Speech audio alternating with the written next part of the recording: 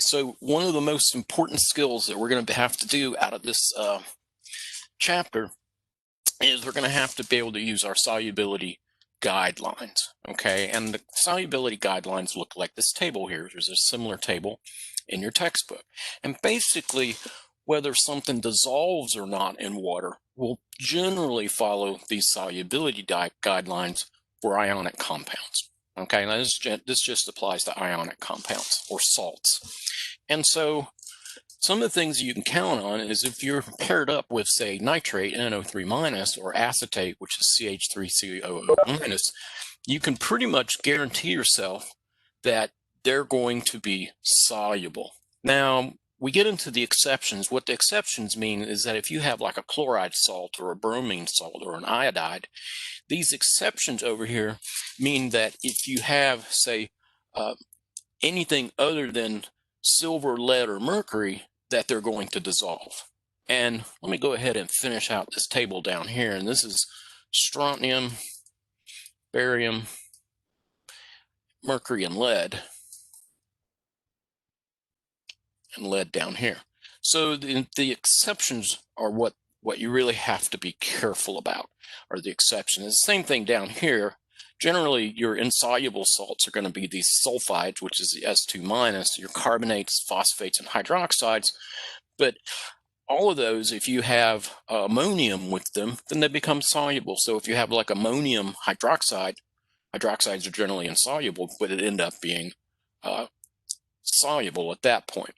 Okay, and it's not a very long list, and once you do these enough times, they start becoming more natural feeling. Okay, so we use these to be able to write out our equations. Now, for lab, one of our labs, we're going to have to do this sort of thing, and so let me show you how this works. Let's just go ahead and let's say we were mixing two things together.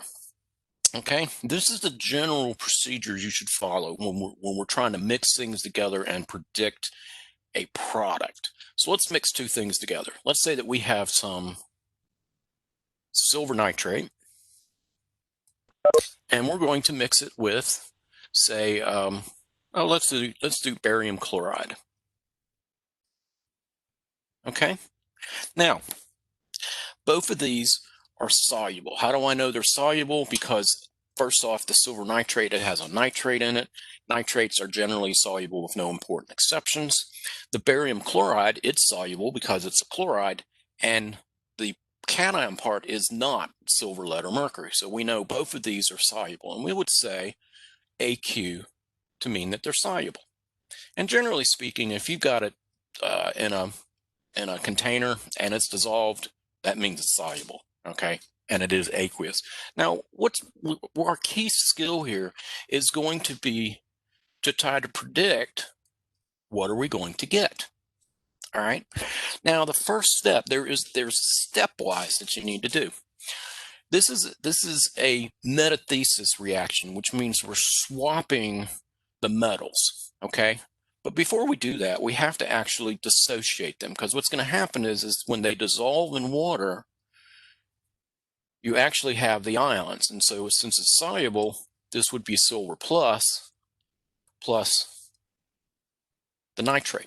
Okay, and this is another reason why it's so important to know your polyatomics, because you do not want to bust apart the NO3 into, say, a nitrogen and 3 oxygens, because that would change what it is. This is a nitrate ion. And might as well just go ahead and put down there what it is. This is the nitrate ion, and this, of course, is just silver ion. Okay? And so that's what happens when it dissolves, is you form these ions. Now, the barium chloride also is going to dissociate because it's soluble, and it goes to barium 2+. And if you recall, barium is underneath the second group. It's group 2A. You know, we follow this pattern of +1, +2, +3, -3, -2, -1 on our periodic table. So barium is 2+. Now, this is very important. Those chlorides come off one at a time. So there's 2 chlorides.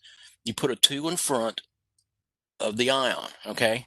Whatever you do not want to do this. You don't want to say, I've seen people do this. They'll say Cl2 subscript 2, you know, and don't do that. That's not how they come off.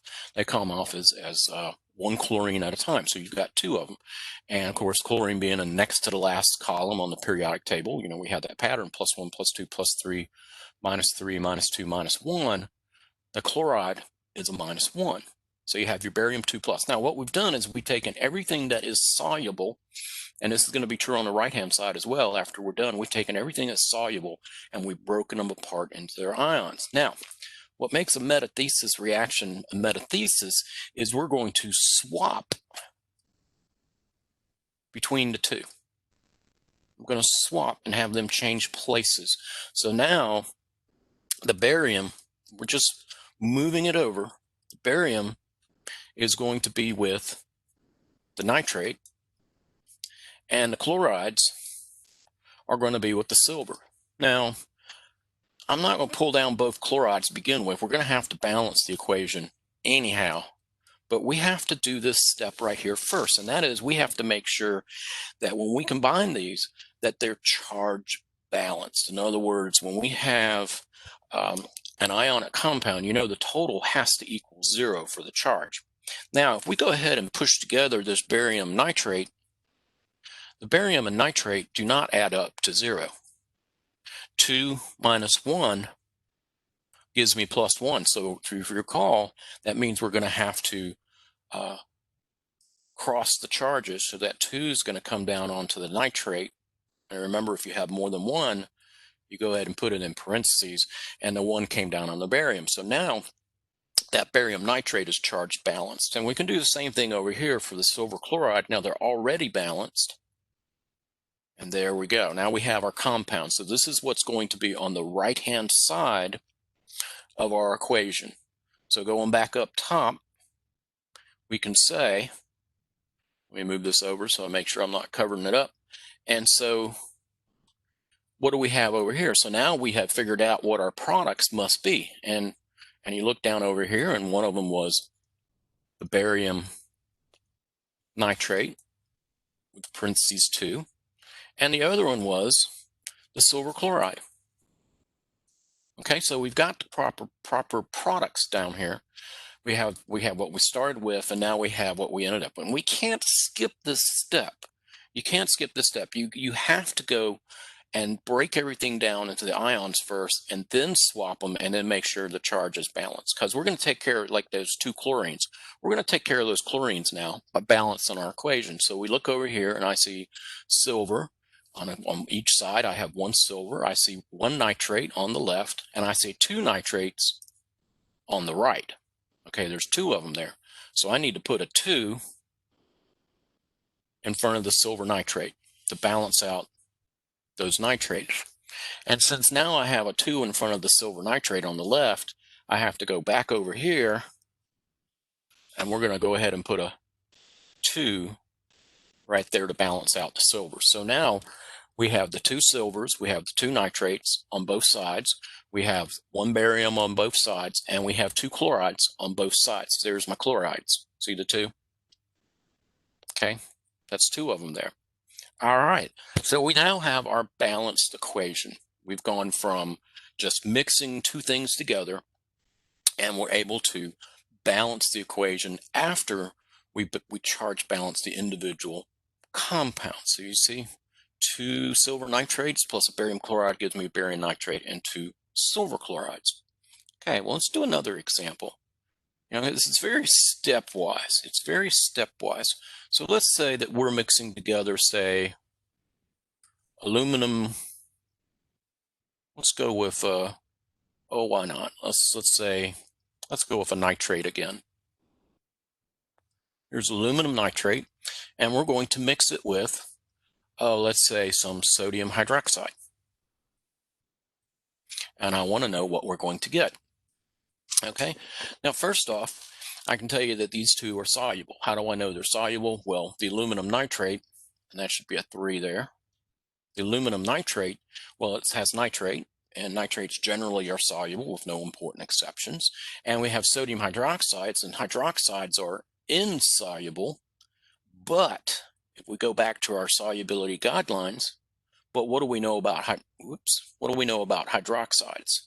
Well, if we come on down here, We see hydroxides are insoluble, but what do we have? We have an alkali metal. That's what sodium is. And so since sodium is an alkali metal, that makes the sodium hydroxide soluble. Let's see if we can pull that up again. There it is. Back up just a little. Okay, so we have aluminum nitrate with sodium hydroxide. All right, and so once again, we're going to dissociate everybody. The aluminum comes off as aluminum 3 plus. And, we should remember, we look on our periodic table and we go +1, +1, +2, +3. The third column, group 3A, is where aluminum is. And we know that should be a +3. And then we have these 3 nitrates. And so we're just going to go ahead and say, well, you know what? There's 3 nitrates. And then we have the sodium comes off.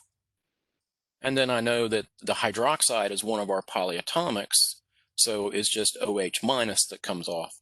Once again, it's important that we know our polyatomics, make flashcards, whatever you want to do. It's on the back cover of the text. And so we're going to, once again, we're going to go ahead and swap these metal ions. We're going to swap these for each other. This is metathesis. And so we get a new combination, which is we have the sodium ion. Now, right now, I'm not going to copy down those 3 nitrates. I'm just going to say, I'm just trying to figure out what the compound's going to be. And then we have the aluminum 3 plus. Fix that plus a little bit. That aluminum 3 plus and the OH minus. Now this step I'm doing in black is nothing to do with balancing the equation. We're doing charge balance. So the sodium and the nitrate, well, they're already equal. So we can say with confidence the compound should look like that. That's sodium nitrate.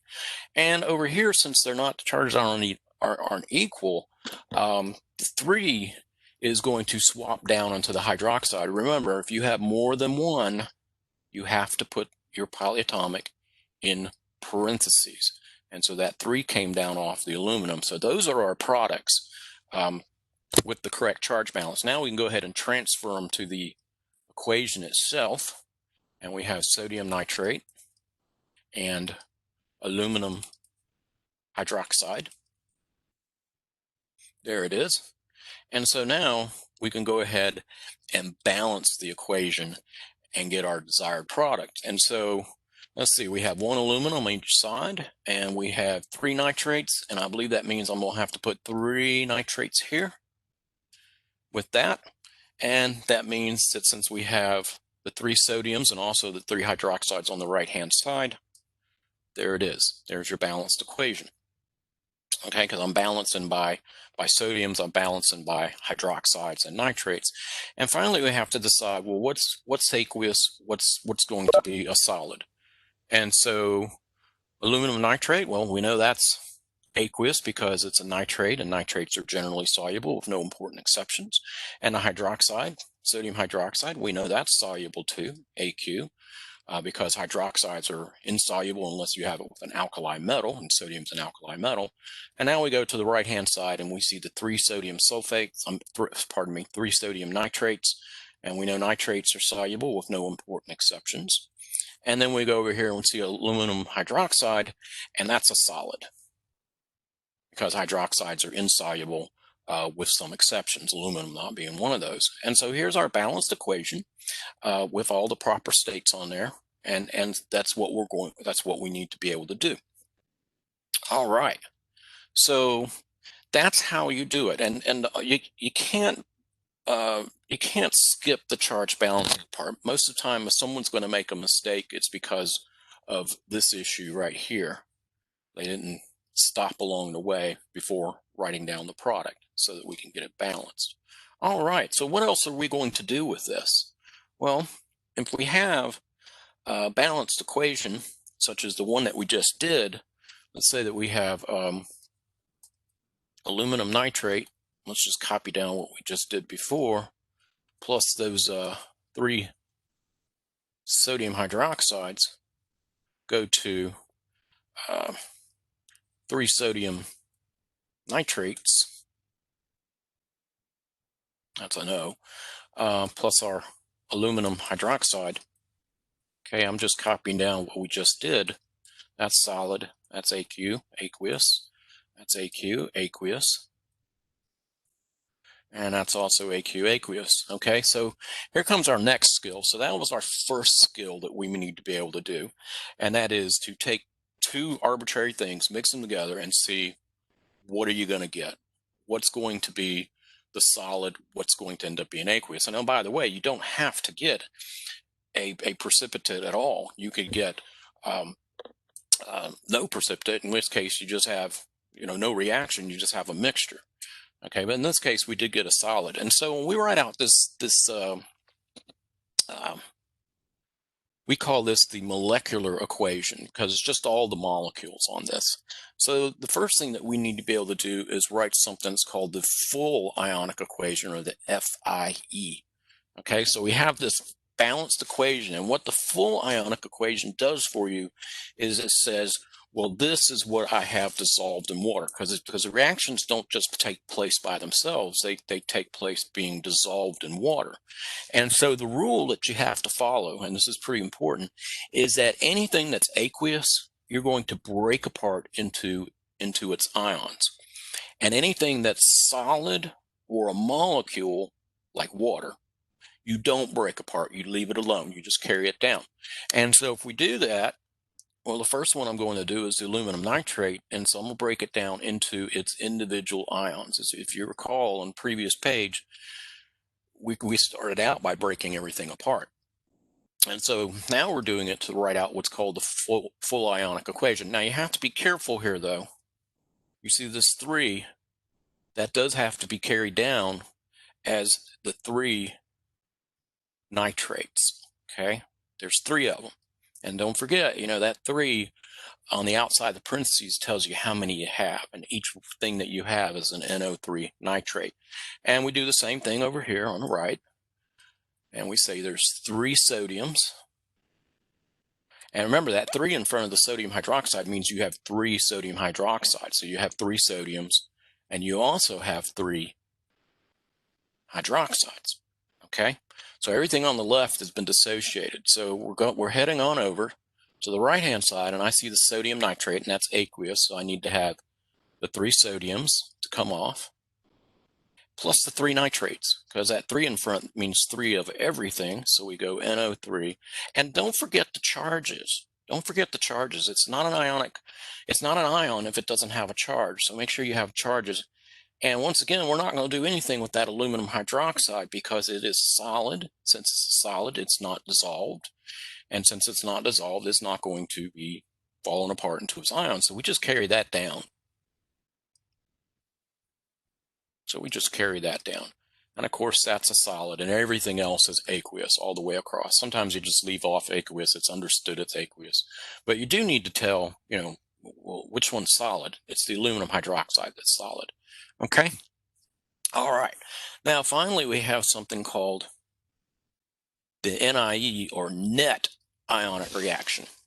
Now, the full ionic shows you all the ions that are in solution at that time, and it shows you what ions you start out with. It shows what ions you're ending up with. It shows you, what precipitate are you making, in other words, a solid. The net ionic is to emphasize what actually reacted, because you see, not everything reacts. If they're the same thing on both sides, they're what's called spectator ions. And so let's find the spectator ions.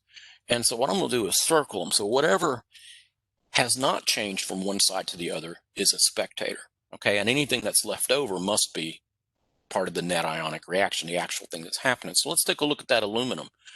The aluminum 3+ on the left-hand side, and we go all the way to the right. That aluminum is now part of the aluminum hydroxide. So that's not a spectator. How about these nitrates? Well, you have the 3 nitrates on the left, you have 3 nitrates on the right, so nothing happened to the nitrate from left to right. Nothing happened to it. It's just there for charge balance, because you can't just have nothing but pluses or nothing but minuses. They all have to balance out. And so we take a look at the sodium, and I see sodium is still the same on both sides. If it's the same on both sides, that makes it a spectator ion. So our spectator ions, the spectators, are the NO3 and the sodiums. Those are our spectators. Now, the net ionic is everything that's left over. It's the stuff that actually reacted, and that would be the aluminum 3 plus those 3 hydroxides. We got to carry down to 3 because that's how many you got. And it ended up being aluminum hydroxide solid on the other side. And so that's my net ionic reaction. So we start out with the molecular, which is everything, nothing dissociated, with their states on there. And anything that's aqueous, we go ahead and break down into the ions. And anything that's solid or liquid or some sort of molecule, we leave those alone. We leave them alone. Okay? So we're going to show you another example. Let's see. How about we go back and we take a look at that original equation that we started out. Let's say we had that silver nitrate again. Let me go ahead and zoom in. Let me start a fresh page here. We're going to do the silver nitrate plus the barium chloride. And we should be able to zoom in 100%. There we go. All right, so let's say we have our silver nitrate again with our barium chloride, and it's going to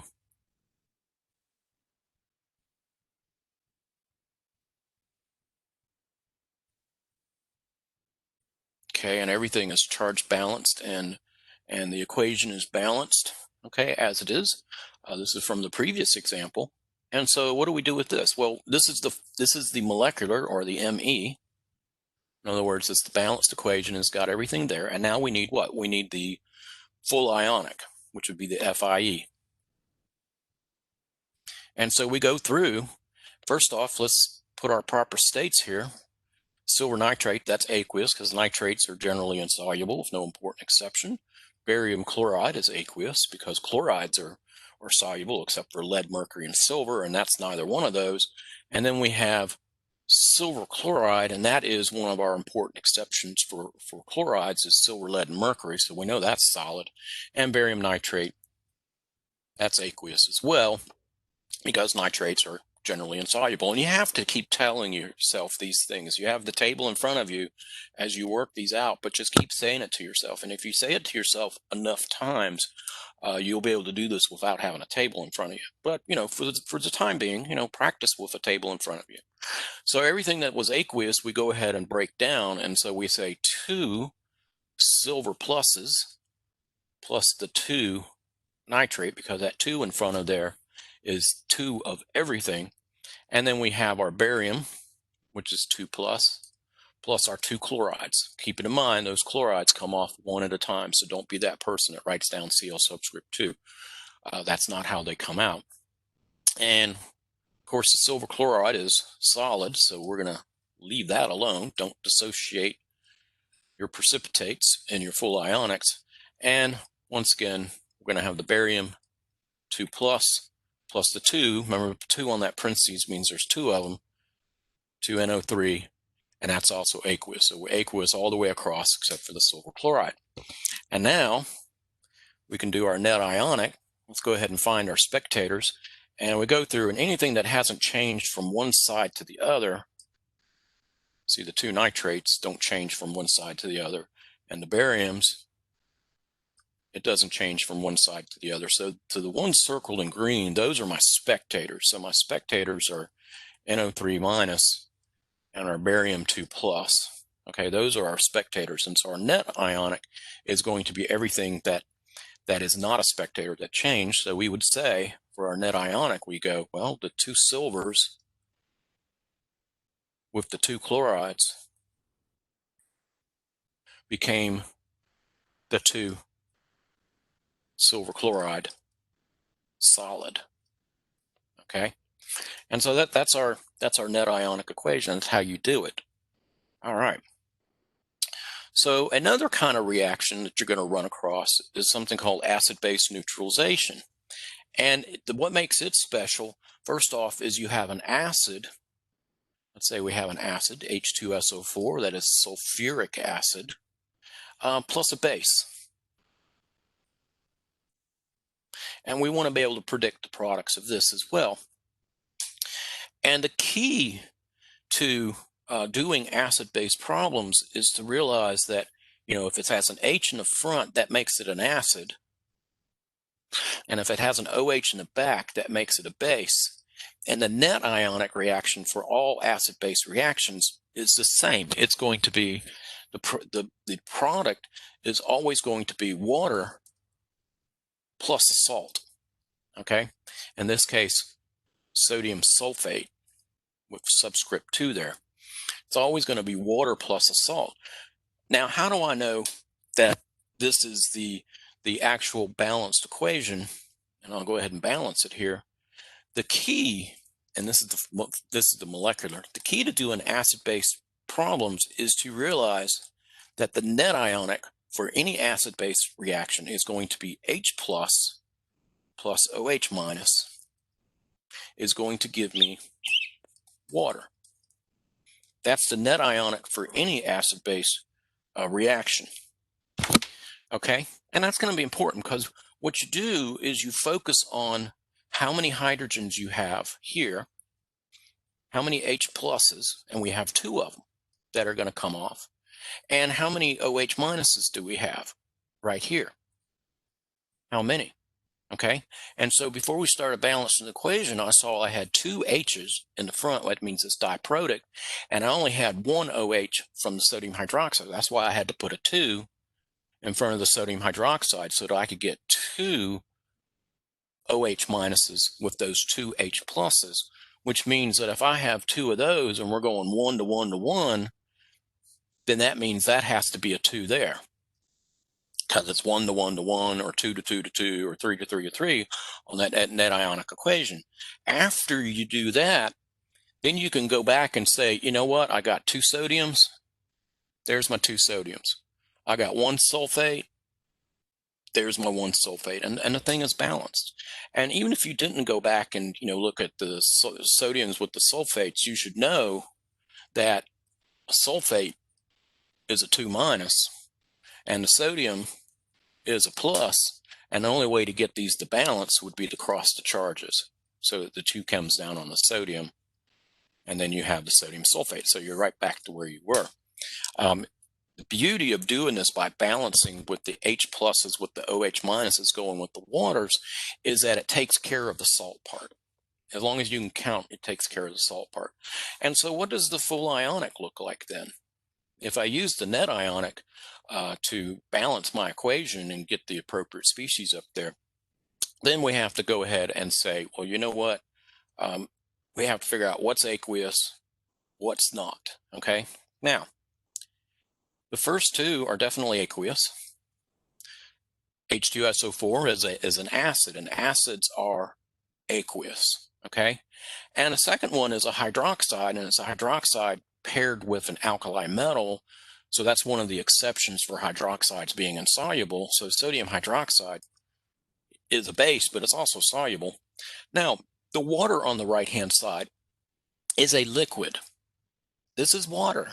Water's wet, and that's what you have. And so you go ahead and tag it as liquid. It's not aqueous, it's a molecule, okay? And so the sodium sulfates are generally soluble as well. And so there's no solids being produced here. The driving force in this case is the production of the liquid water, okay? Now, remember what I said. The only thing you're going to break apart is where you see aqueous. If it says solid, liquid, or gas, leave it alone. Don't break it down. So the way the acids produce is it's going to produce 2 H pluses from the H2SO4 plus that sulfate ion. That's another reason why it's important to know what your polyatomics are. So that's how the acid dissociates. And we're going to go ahead and dissociate the 2 sodium hydroxides into 2 sodiums plus the 2 hydroxides. All right, and let me go ahead and erase what I have over here, give myself some room. There we go. And let me go ahead and fix that too over here, give myself some room. And the water, well, you're just making water, so don't dissociate the water. We're going to leave it alone, okay? We're not going to dissociate it into ions. We've gone from an OH minus and an H plus makes water, but this is a liquid. It's not an ion. And then we'll have to go ahead and, of course, dissociate the two sodiums. Do not be that person who dissociates this as don't do this. See what I'm saying? Subscript 2. Don't do that, okay? And so we're going to say plus that sulfate ion, which is a 2 minus up there, and we're aqueous all the way across with the exception of the liquid water, okay? And so if we go through here, we can once again find our spectator ions, and that would be everything that didn't change, and of course that would be the sulfate and the sodium. There's the sodium, there's the sulfate, and so those circled in green, those are the spectator ions. And so that's how you're going to do acid-base neutralization, okay? So that's how that works. All right, so the final thing that I want to go over so that it can make maybe a little bit more sense is the whole idea of oxidation reduction. And actually, it's fairly straightforward. What you do is generally you have a metal that is going to lose electrons, and you have a metal which is going to gain electrons. That's our first approximation of what a acid-base neutralization, not acid-base, I'm sorry, pardon me, oxidation reduction reactions. That would be copper plus zinc sulfate. Alrighty. Okay, so the way it works is like this. We have something called oil rig. And we have oxidation is loss of electrons, and reduction is gain.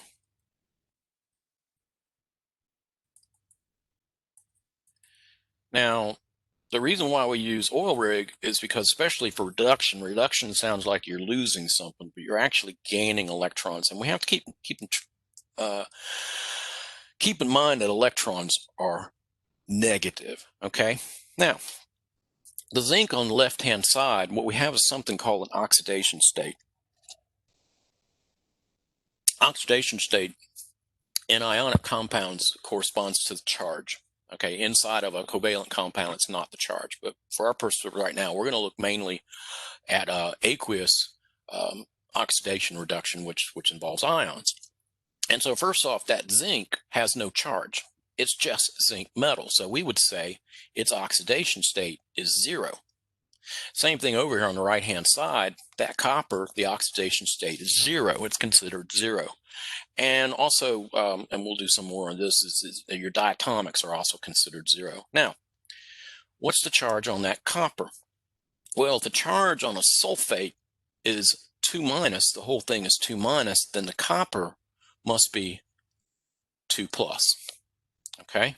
Same thing on the right-hand side. The sulfate, which is a spectator ion, is 2 minus on that sulfate. So therefore, the charge has to be 2 plus on that zinc.